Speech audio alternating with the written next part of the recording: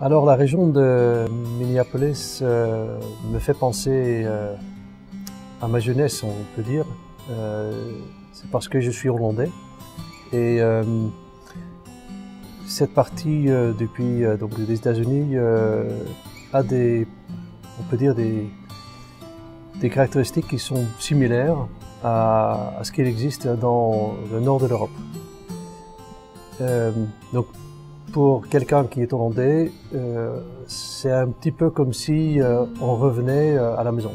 C'est de s'adapter à la culture américaine. Donc il faut comprendre, il faut vraiment comprendre la culture américaine. Et évidemment, il faut parler l'anglais et avec un accent américain, si possible. Il faut adapter sa littérature. Donc il faut se faire accompagner. Il faut se faire accompagner pour la partie marketing distribution.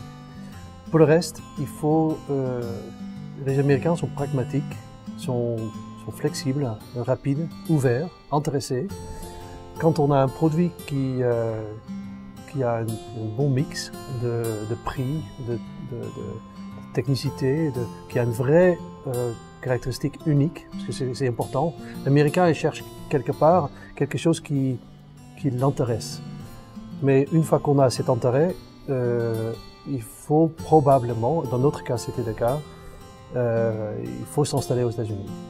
Ici, particulièrement dans la région, je dirais que il y a l'avantage que les gens